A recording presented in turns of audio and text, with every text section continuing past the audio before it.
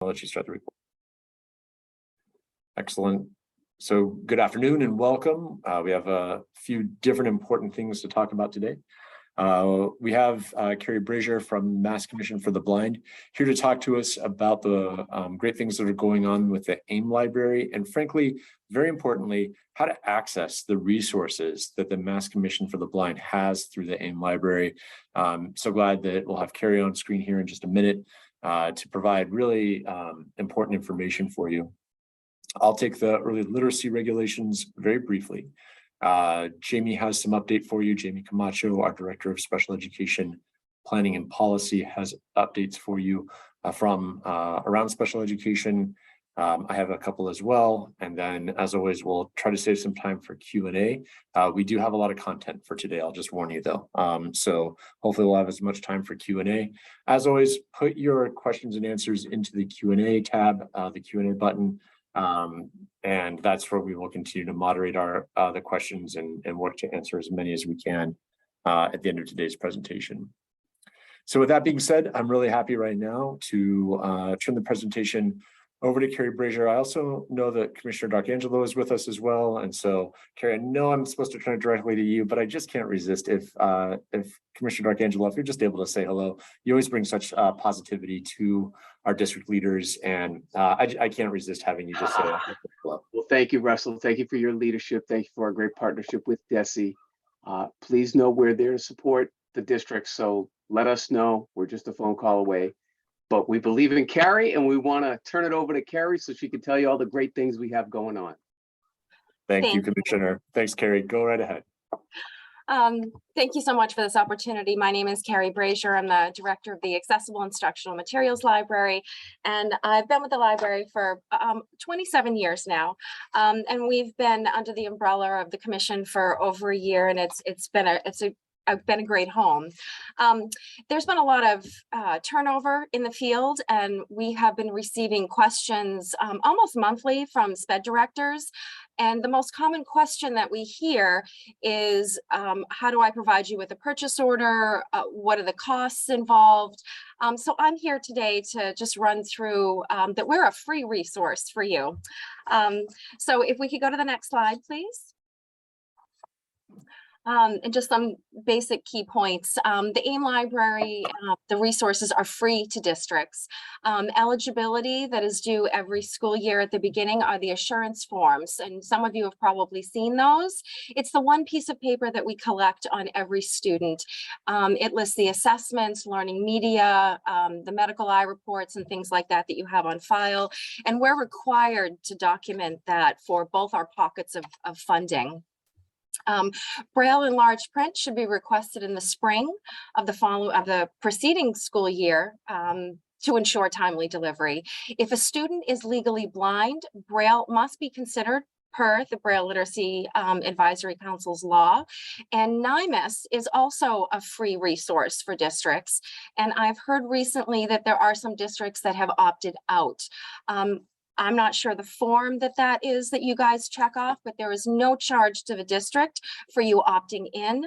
But if you opt out, then I am not able to use that as a resource for any of the students in your district, whether they're blind and visually impaired, or if they're also have a reading disability as well, because NIMUS is the backbone of Bookshare as well. Next slide, please.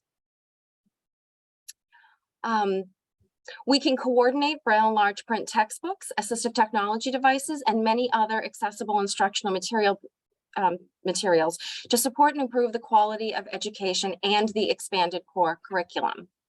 Next slide, please. I will say that I speak very fast and I have this whole thing memorized, so I'm probably jumping a little bit, forgive me. But any student resident in the Commonwealth with educational needs in regards to vision, whether they're legally blind or visually impaired as well, as determined by a team decision, can be eligible for services through the AIM library. Any student. Next slide, please. We provide on a first come, first serve basis. Braille and large print should be requested in the spring. So I've said that a few times. Unfortunately, our materials may only be requested through a certified teacher of the visually impaired. We are aware that there is a shortage, but we do know that the Department of Education is working with the districts regarding waivers and extensions.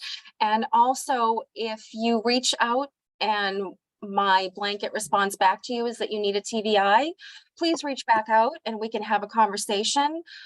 We collect SACID numbers, so that's how we prefer to communicate about a specific student. And depending on the paperwork we might already have on file, we might be able to still provide materials to you if you are having an issue identifying a TVI for your district. On any given year, the library supports more than 2,000 students. And as your curriculum changes need year to year, so is our provisional scope. So that's why we say first come, first serve, spring, strike it when it's hot, early in, early out. Ultimately, you are responsible for securing anything that's deemed essential per the team, but we are here to do the best we can to help you. Next slide, please. For the purposes of state and federal funding, the two documents that we are in need of, one is a parent consent. There really is no wiggle room with that. We really need a parent consent, otherwise I don't have permission to discuss that child with you. And as I said before, our assurance form, which is the one form that needs to be signed every year by the state SPED director. And it reflects current medical reports, the written education plan, and where the student attends school. And we are seeing an uptick in students that are homeschooled. We do provide support for those students as well. We just need on that assurance form for you to indicate that there is an education plan in place, that there is a TVI, the school is supporting the student at home, and we will do what we can to provide materials. Next slide, please. And this is just a list of all the assessments and things that are documented on the assurance form. As I said, the written ed plan, whether it is an IEP, a 504, or some other written ed plan, a medical eye report, technically should be updated every 3 years. We do know because of the pandemic that has been a challenge. And again, if that's something that you're up against, please reach out to me directly and we can see what we already have. A learning media assessment, a functional vision assessment, a low vision evaluation, an assistive technology assessment, an orientation and mobility assessment, and if age appropriate, a transition plan for independent living skills and assessment. Next slide, please. And again, everything that we provide is at no charge to the district. We have two pockets of funding. Both are educationally backed. One is through the Federal Act to promote the education for the blind through the American Printing House for the Blind, and that's been around since 1879. Next slide, please. The APH census is conducted every January. However, as we start to collect paperwork from you in September, behind the scenes, we're compiling a list of eligible students. I do reach out to TVIs in January, just as a reminder that we need to collect everyone that we can. That funding that we collect in January opens up federally on October 1st. So we, as of October 1st of this month, we are now on fiscal year 23 through the American Printing House for the Blind. And that pocket of funding is well over $800,000. This census is collected, and nationally, when the endowment comes through Congress, it's just divided by how many students were registered that year. We're fortunate in Massachusetts. We have a warehouse on a DPH facility in Canton that allows us to collect, clean, and recirculate APH materials. So some of you might have heard that APH materials are only available to students that are legally blind. However, because we can collect and clean and recirculate, we are able to provide materials to students that don't meet that definition as well. And that's something that we're very fortunate here for Massachusetts. A lot of states do not have that. And by not reporting a student, whether or not you might need the materials could result in your district not being able to access materials, because we do pool all the materials together. And you'll see in a few slides that some of these materials are very expensive, and the current per capita is only about $480 a student. So if we weren't able to pool and clean and recirculate, we wouldn't be able to do as much as we can. Next slide, please. And I wanted to provide you with some, I know this is posted on the DESE website and you can share this with your TDIs, but these are just a tip of the iceberg of some free Braille literacy materials available through the library. I didn't take the time to attach the prices to these because I didn't think that was necessary, but this is all to support early Braille literacy for students. And I think there are 35 items in here. Some of them have a direct link that takes you to a support website, specifically the BOP, which is the Building on Patterns Braille Literacy series. There's an entire website that's accessible that parents, teachers, paras, resource room, everybody can access that. It's all free for you. Next slide, please. And this just continues on some of the items as well, but a smart Brailler, which is an electronic Perkins Braille writer that speaks back, which is wonderful for that audio feedback for students when they're learning Braille. 6 Little Dots, Lap Time and Lullabies is a set that goes home with the parents. Some wonderful, wonderful materials. Next slide, please. And these are some of the assistive technology devices that are also available to school districts through the library. And as you can see by the price tags, they are very expensive. And that's why I say we like to collect every student that's eligible, pool our funding together, and provide the most that we possibly can. What's important to point out that as of last year, there are Braille embossers available to school districts as well. And in some cases, we have provided the para with an embosser for them at home so they can work quickly behind the scenes, getting those day-to-day materials that you need, those pop quizzes and things like that. So we can completely set up your district with that ability. Next slide, please. Something that I use as a resource in my toolbox is files from the NIMAC. It was created through IDEA in 2004, and this is also a free OSEP resource.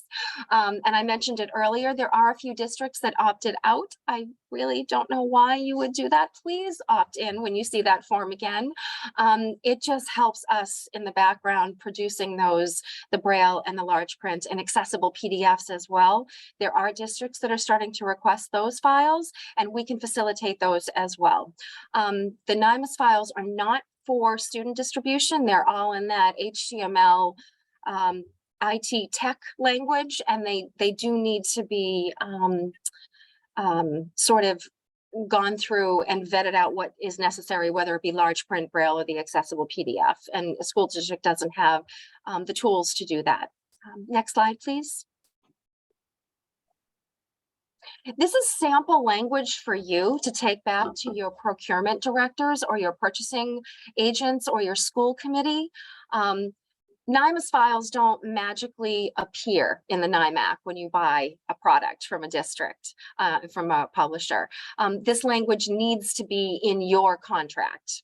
The 30, 60, 90 days is up to you. We would love for you to put 30 days, but 90 days is acceptable as well. But that means when you sign on the dotted line and you adhere to that curriculum and you're committing, they have that amount of time to get any file attached to that in the NIMAC for me to access and provide to our vendors, our accessible media producers, to help them with production. So this is for you. Please share that with the powers that be in your district that do all the purchasing. Next slide, please. We have a Braille literacy law that was enacted in 1996 in this state. And it states that whenever a student is blind, a learning media assessment must be administered to determine if Braille is an appropriate reading media. And we know, again, with the shortage that is not happening in many cases, but I thought it was also important to put that out. And again, this is a resource for your district. Next slide, please. Also, we have a Massachusetts Turning 22 law enacted in 1984. Chapter 66 is not a continuation of special ed services or adult eligibility determination or entitlement to adult services, but this is also just to point out that when the student is turning 22, that there is a law supporting those services. Next slide, please. And on our last presentation to you, we had sent out what we had for the pre-ETS graphic novel. I have great news. We have received another batch of those. We are sending them out slowly but surely and adding them into students that we have identified in that age bracket. But if you would like to drop your name in the chat or send me an email to make sure that you receive a batch for your district, please do so. We do have plenty of those. Next slide, please. Project goals and desired outcomes. This is part of the pre-ETS set. Employment, independence, and self-determination. Engage visually impaired students early. Inform teens, parents, and counselors about pre-ETS services and supports, and help youth understand that the actions they take now contribute to their future success in finding a job and living independently. And again, these are transition services that are supported free through the commission. Next slide, please. And here's our contact information for the library. My email, Carrie Brazier at mass.gov. Our registration coordinator is Barbara Zibzewski. Our mobile numbers are listed as our website, our shipping address, and our office numbers. And I ran through that kind of quickly. You said you had a full agenda, but I'm happy to take any questions now, or if somebody would like to put them in the chat, I can try to reply to them. Thank Carrie, you. I really appreciate this. And I thought that was really a very thorough presentation. I think it also, you gave such turnkey resources that people can just come back to and use, you know, because Brian's been putting the slides in the chat. And so I'd encourage participants just to grab the slides and use what they need. I think you've given just a wealth of ideas. Maybe if you wouldn't mind, take a look at the questions that are in the Q&A. I see some great ones in there. And I can tell that we'll have some time at the end for you to be able to answer those questions. So if you just want to kind of prepare some of those answers, we'll give you some time and we'll come on back. I do see a person with their hand raised. If you wouldn't mind just putting your question into the Q&A, we'll be in great shape. So Carrie, thank you so much. Really appreciate this. We'll have you come back at the end. Thank you. Excellent, excellent. So a few additional things. One is now getting into some of our updates for you. I think you're pretty aware, I hope you're aware, that our board amended the special education regulations just recently to include an amendment that deals with early literacy screening. And we are just wanting to make sure that you know that this is in place. And, you know, you've often sometimes said to me, Russell, why are you telling us this? Because, you know, we're special education directors. Something like early literacy screening is not directly under the purview in most cases of special education. We are very robustly launching a communication plan that will get this information to district leaders. We actually already have. We've introduced this to superintendents already, but really getting down to literacy coordinators, curriculum directors. Our literacy and humanities team is really taking that on. And so I'm bringing this today for you today for your awareness, but also for your collaboration. Again, one of the things that I loved about being a special education director was that I really had a seat at the table around curriculum decisions and financial decisions. There aren't a lot of other people in the district that get to work in both worlds. And I always appreciated that opportunity to do so. So I'm bringing this to you today just so that you can join in the conversation in your districts, work to support this, and then just be ready to support the outcomes of the screenings, obviously, particularly where some screenings could lead eventually to special education evaluations. Because at the end of the day, what I hope to see is that we are able to identify dyslexia earlier, and that the whole gist of this, the value behind this, is that we have more students who don't have to fail in order to get services, that they are able to get services sooner. And our data really indicate that, you know, very few students are identified across the whole state with learning disabilities until they're in third grade. And so if we can get better at screening and assessing, perhaps we can also align the services that students are getting so they can find that success that they need earlier on in their educational careers. So we've just sort of highlighted some of the key points of the regulation. I'm not going to read them to you. Again, I want you to be able to use these slides as a resource. You'll notice, though, that there's a link where you can read the full regulation as well. And one of the key things about the regulation is that districts are then required to use early literacy screeners that are approved by DESE. And so this is probably the most time-sensitive thing. The new regulation goes into effect next July 1. And so would encourage you to be part of the conversation in your districts about Are you already using an approved screener, or what would it take to begin to use an approved screener? We just want to make sure that we're using screeners that definitely capture all the elements of literacy, and that we know that they will be effective at therefore beginning to screen for dyslexia, beginning to show those early signs of dyslexia that we need to be aware of. So more guidance will be coming in the spring of 2023, but for the kind of here and now thing, as you're looking at your budgets for next year, as well, is to be thinking about the use of the screener that you have and any changes that you might need to make.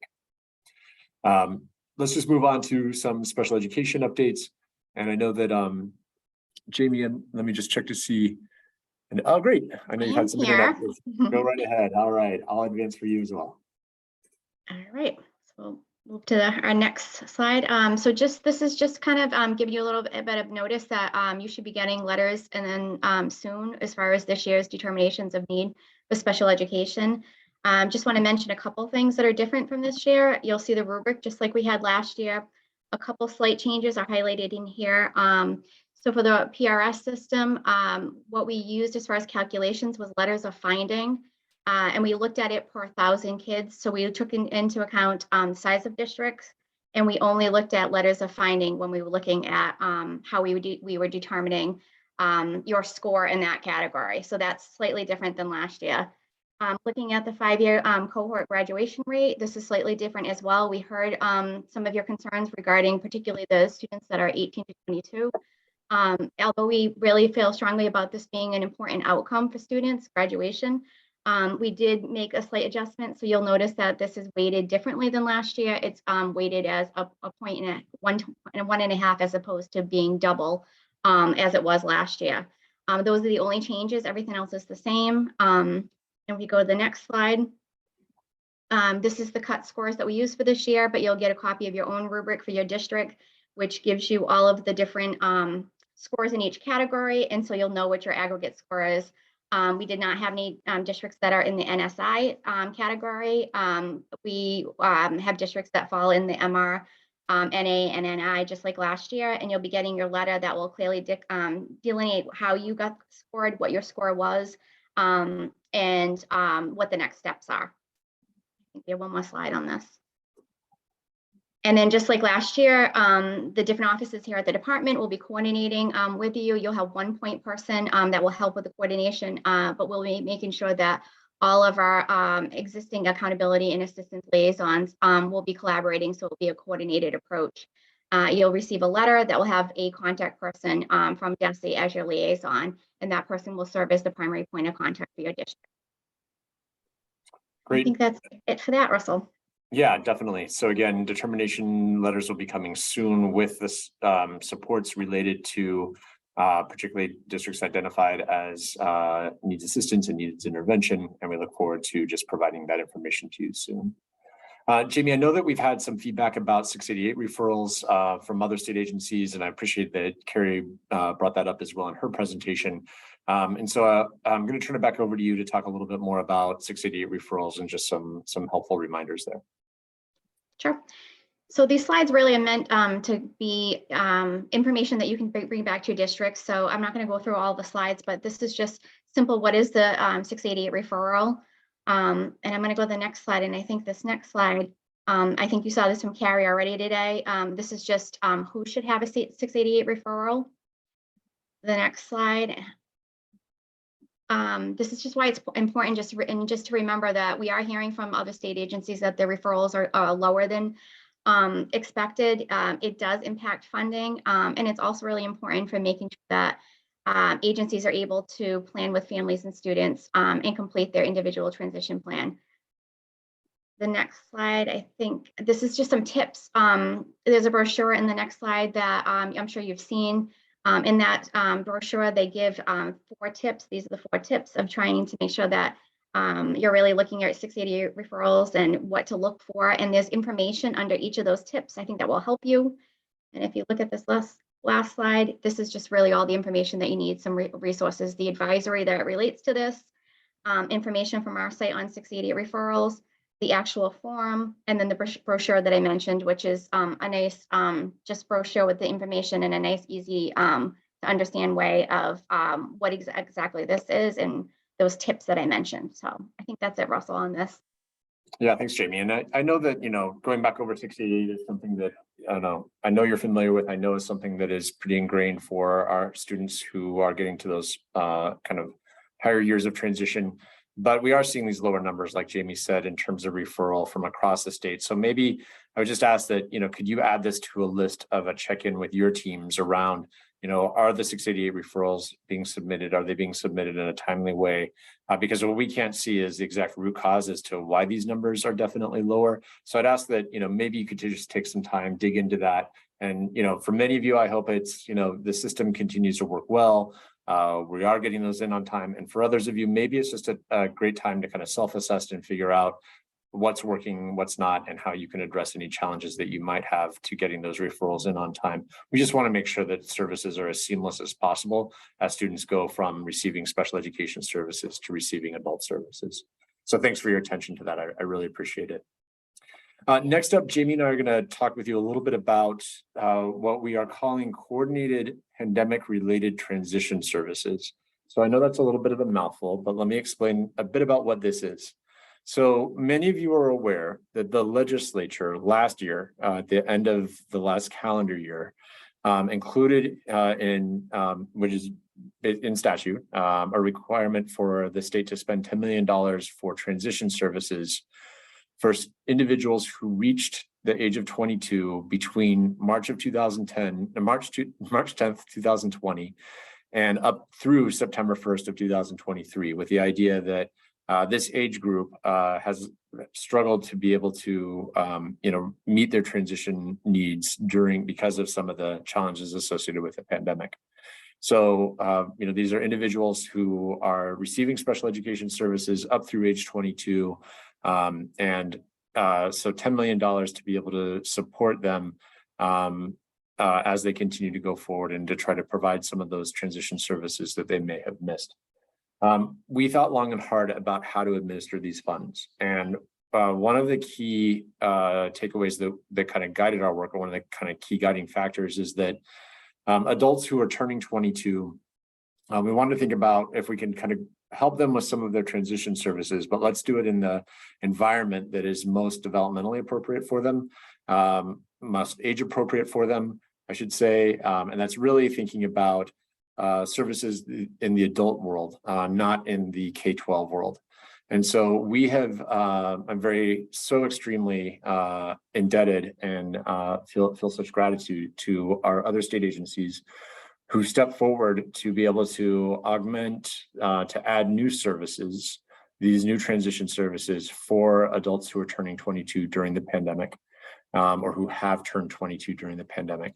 So Jamie and I are going to describe a little bit more about what services are available from DDS, from MRC, from MCB, and expanded services through MACI, the Massachusetts Inclusive Concurrent Enrollment Initiative. So we have 4 different places where adults who turn 22 can receive supports, but you'll notice that we don't have school districts on this list. And again, by design, we thought, where do we want to say that if we want to kind of fill in some transition services for people who've turned 22, let's make sure that happens where it's appropriate to do so in these adult services settings. But we do need your help. We need help getting information out. And so we have a wider campaign that goes beyond you, but you play a critical role. And you received a letter from us this week, so I want to explain what these services are. But my one takeaway from today's presentation for you is to really implore you to help to get the word out to your community, and particularly to adults who could apply for this, who could be eligible for these services. And so just a little bit more background to kind of lead up to that those adult serving agencies that I just shared with you, and they're not, we'll call them adult serving agencies. We know that they're more than that. But for the purposes of this conversation, these are services agencies who continue to serve adults. And we know that they are already looking to see, DDS will look to see who can they serve who already meets the criteria of turning 22, these kind of, younger adults in their world. Who they can serve. These other agencies are also promoting this information through their outlets, including social media. But what we are seeking assistance from you is on that third bullet. So we really need your help in sharing this information. And again, I'll kind of keep layering on so you have the information you need to share the information. But you play a critical role because the districts are the only entity that have the last known address for the adults who've turned 22. And you still have a lot of family connections through your CPAC. Community members know each other. So we just hope that you can help to share this out, that this exists, because what we really want to do is to make sure that adults can connect to these services.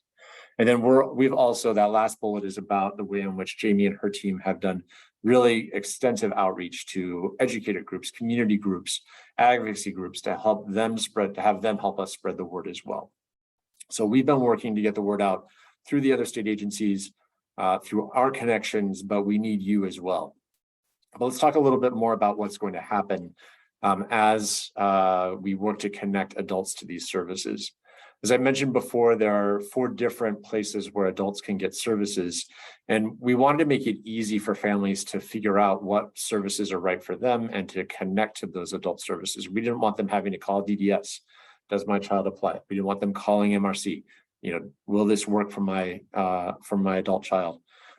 So what we've done is we've teamed up with the Federation for Children with Special Needs, and the Federation has a hotline that they have up and running already, and we've asked them to expand the hotline to be the kind of one-stop shop that as people find out about these services, they first turn to this hotline and call and say, hey, my adult child might be eligible for these services. What might be available in my area?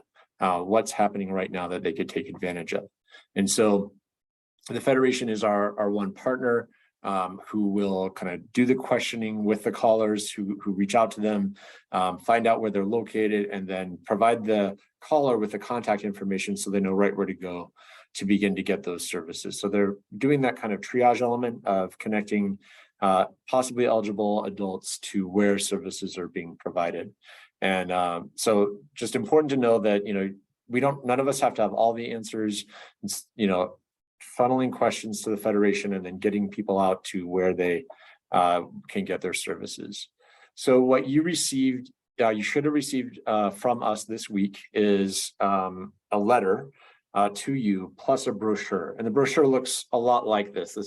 We made this so that you could actually interact with it by having the, instead of having an image of the flyer, we have the link that you can go to get to the Federation website. They're at the bottom of this slide. But this is essentially the information that we sent to you earlier this week. And in that letter, we said to you, through the security portal, you can go in and get the names and the information that we have about the adults who've turned 22 for whom this might apply, for whom this might be who might have eligibility for this. And so as much as you are able to get this flyer out directly to those individuals, we would deeply appreciate it. Really important to note that the flyer is translated. We sent you all the translated versions so that we hope that you can promote that language access for our families and just get this flyer out as soon as possible because we really want to begin to connect families to services. We also know, though, that there might be questions of you of, well, what is this? What's available? And so on the next couple slides, Jamie and I are just going to divide up explaining to you some of the services that are available through our state agency partners. And just starting with DDS, we're pretty excited that DDS has teamed up with several, not all, but several of the family support centers in the state. And you see them listed here on the left-hand side of the column, left column there. These are the ones where these support services are being offered. Now, there are parts of the state that therefore are not covered yet through these services. So this is why it's so important that families reach out to the Federation and find out if these services are available in their area. Important just to take a step back to say that we've really prioritized the communities where if this is pandemic related transition services, we really prioritize the communities where the pandemic affected families the most, where it affected students the most. And so DPH has created what's called a list of the Vaccine Equity Initiative communities, VEI communities, using the data that they have to say on a variety of factors, here are the communities in the state where the impact of COVID was the greatest. So we prioritized those communities for these services. But we haven't covered them all. There are 20 communities, there are 20 VEI communities. And again, we prioritize them. We didn't limit the services to the VEI communities, but we have prioritized them. And we want to continue to expand these services. So we have family support centers in the provided by the organizations that you see on the left, and on the right, these are the types of things that really relate to independent living, community functioning, and social skills development that DDS services will be providing. And in addition to that, I'm really pleased that we had Mass Commission for the Blind here with us today. MCB really knows who their adult consumers are. They're able to reach out to the 250 or so eligible individuals who could be able to access the services that you see listed here. And so we're really excited about MCB getting going with this as well, and providing the services that you see listed on the screen. Jamie, I'll turn it over to you to talk about MRC. Sure. So MRC is also partnering with us on this, and they are going to continue providing vocational services that you all are aware that they typically provide. They also have a program called the Next Gen program. This program is really about developing enhancing skills that young adults need, that research says young adults need in order to have sustained career success. And they do this through a multidisciplinary integrated resource team approach. So this is slightly different. I just want to mention that the Next Gen services are not available everywhere right now. This is why the Federation is really important for helping us with triaging families and students that reach out, so we can make sure that we're connecting students with programs that are available in their area. So we'll move on to the next one, Russell, which is MACI. So most of you know what the MACI program is. MACI program offers fully inclusive college experiences for students with disabilities. We are looking at expanding the opportunities for MACI to include 4 programs, not necessarily new programs, but additional slots at 4 programs, including one to be UMass Boston. There'll be more information coming on this. This will not be available until January. Great, thanks, Jamie. And so just again, hopefully this gives you some information about the services that are available. We're trying to do sign up now as best we can and get people going in October, so that these services will start in November and they'll continue onward. This $10 million is available through 2025. And so these will be services that can be put in place for several years for these individuals, and be able to access more the services that will be available. More services will be made available in the future too, to support these young people too. So when we get to the Q&A, we'll certainly answer any questions that you have, because we really appreciate your help in spreading the word about this. And this could just be something that you update your CPAC on. It could be something that you work to get out to community groups. We think about where are families and 22-year-olds right now.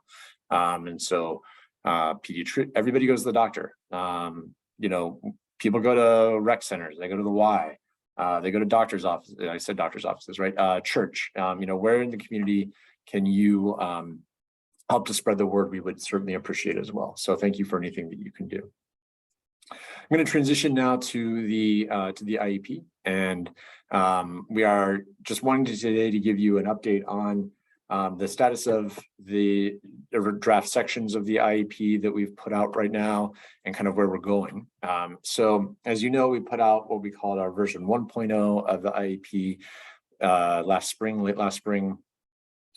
solicited a lot of feedback during the summer, and then we wanted to turn that feedback into new sections that we could have our early adopters get started with during the months of September all the way through November. And what we predominantly focused on with those updated sections, the draft sections of the IEP, were the areas where we had a lot of kind of, different feedbacks, sort of things that we were still wrestling with.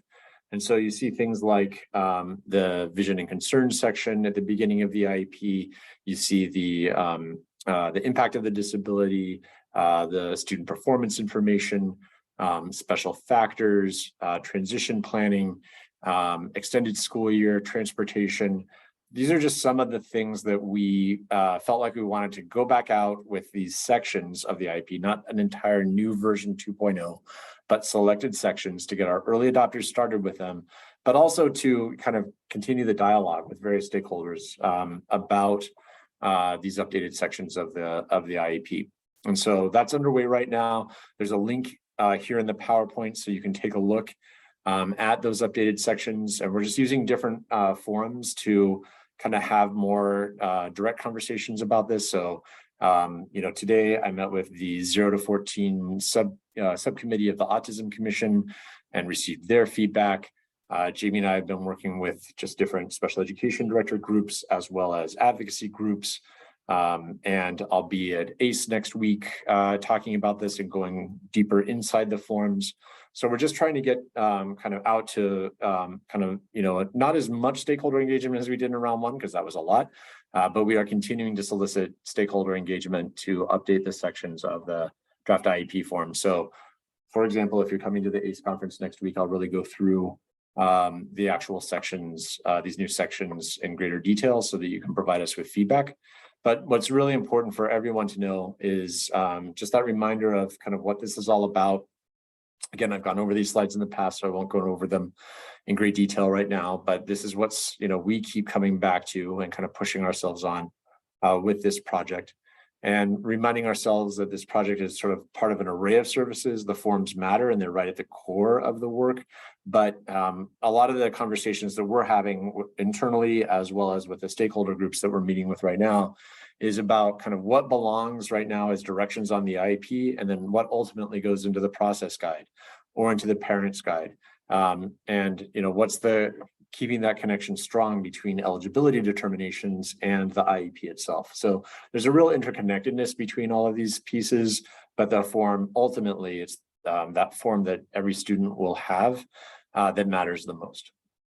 What I really want you to be thinking about, because I know this project sometimes makes people a little bit nervous because change is coming. But I hope you'll join me in embracing this idea that change can be good, that we haven't updated this IEP since 2001. So it's high time that we do so. But just a reminder about kind of the timeline and particularly the last two columns there, I really want to focus in on with you. So please lean in with me there. We are right now working, with our early adopters. So what you don't see on this screen is, right now, again, our early adopters are beginning to use those new sections, giving us feedback. We have office hours for them to come to let us know how it's going. Throughout this process, we're, little by little working to, continue to kind of sharpen up a finalized version of the form. So that's our goal, kind of November, December. And then in winter, having during winter of 2023, introducing now the final form that people can begin to get trained on, and then continuing that training through the spring and summer of 2023. But here's what's important. We are going to give you the option of adopting the new IEP for the start of the 23-24 school year or the start of the 24-25 school year. So, we've heard a lot about, Russell districts are under a lot of stress right now. It's going to, staffing is still a challenge. So introducing this new IEP is going to be hard to be ready perhaps for the 23-24 school year. And, we've got our PD schedule, underway. So what I would ask is that, I hope as many of you as possible who are ready will take this on at the beginning of the 23-24 school year, but also keep in mind that we are going to extend the adoption process into the fall of 2024. So that if you say, we want to wait, we want to give ourselves until the fall of 2024. We're going to need you to join us in the training this spring, this winter, spring, summer, so that you begin to get grounded in it. But then we can continue that support to ramp up for the 2024 school year, if 2024-25 school year, if that's what's necessary. So I hope that sort of takes some of the pressure off. Like, wow, there's a lot of change coming for next fall. Maybe for some of you there will be, and I hope that that's so, but also it can extend until the 24-25 school year. And that's really based on the feedback we've heard from you that we very much appreciate. Just one final update for you, and then we'll go to the questions for today. And I appreciate that our colleague Deb Hand is here with us, and the great work that Deborah does for us around the MCAS Alt. But the MCAS Alt training for administrators sessions are coming up. And again, I really appreciate Deborah reminding us that it's training for administrators or anyone who oversees teachers compiling the alternate assessment. We have 2 sessions right around the corner, and the link is included in the PowerPoint that, again, Brian is putting in the chat. So a change from last year, of course, is that we've announced all of our meetings and when they're occurring. So our next meeting is November. We'll take the month of December off. So we'll have to really cram stuff in November for you. Actually, I hope that we just keep it calm and maybe bring some new information to you. But steady as she goes as we get through this school year, and then we'll look forward to seeing you again in January. So with that in mind, I'm glad to just go to Q&A right now, and I'm going to stop sharing. I'm going to ask Carrie to come on back, and I see we have about 17 questions here for today.